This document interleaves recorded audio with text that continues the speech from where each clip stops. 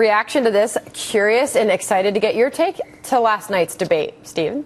Hi, Sandra. I don't know who the winner was, but the loser was CNBC. It was a disgraceful performance. And by the way, Donald Trump mentioned the name of my good buddy Larry Kudlow. Why wasn't Larry Kudlow one of those moderators in that debate? Somebody who actually knows the issues and, his pre-debate and knows analysis, the candidates. Sorry to cut you off, but his pre-debate analysis was actually pretty good and fair to the candidates, and he seemed to really know the plans and that the candidates already had on the table, like their tax plans.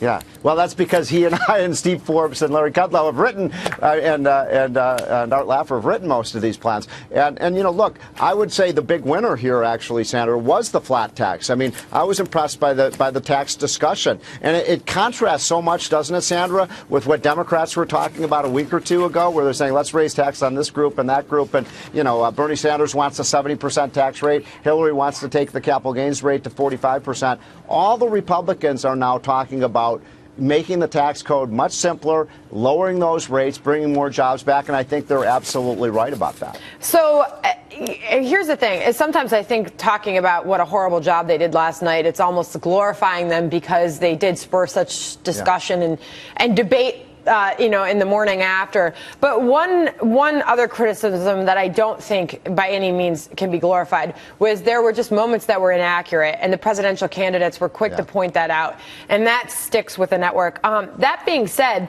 go ahead, Stephen. I want to make a point. Look, I don't have a problem at all with tough questions to these people. In fact, I want those. What I think was objectionable was, A, as you said, a lot of times John Harwood and others didn't have their facts straight, and B, they were just rude. The questions were rude and obnoxious. And I think one other thing.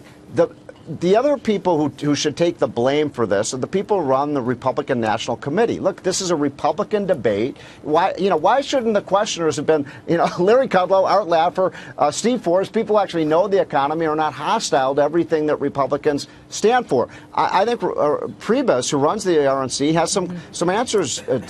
He has to have some answers for why he allowed these people to ask these. I mean, John Harwood, I know John. He's a friend of mine. He's a liberal Democrat. And his words after the debate were that the network should be ashamed of themselves, as well as the moderators. But Dagen, how about picking some moderators who have a passing knowledge of the candidates? Exactly. Or in their policies. How about doing some homework? That's setting the bar so high, right? And Steve, you're right. To give Sandra credit for this, we were talking even before the show started. We were fired up at like 5 o'clock in the morning that the questions were so specific to some of the candidates and clearly designed to embarrass them, whether you're talking about Ben Carson asking about the supplement company or Marco Rubio and his financial background and behavior.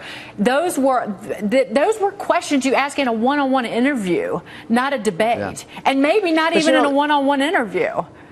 Yeah, well, you're right, and look, you guys do it better than anybody. I would say this: the result of this, though, is in the line of these incredibly hostile, arrogant questions. I thought the Republicans handled them extremely well. I mean, I thought they put the press back in their place. And by the way, this is something a lot of the Republicans have learned from Donald Trump. He does put the press in their place. And I thought the Republicans came out looking very strong. But Stephen, when you say that, normally they go in the fetal position when they're in front of the press, and they were very solid. I thought. I challenge that point a little bit about who won and who lost, because at the end of the night, we did not get substance from those GOP candidates. This was their opportunity. They had millions of people tuning in to find out what they want to do if they are the president of the United States. So I don't know. I'm undecided on who wins, who loses, but I just know that it was a waste of my time for a couple hours. All right, Steve Moore.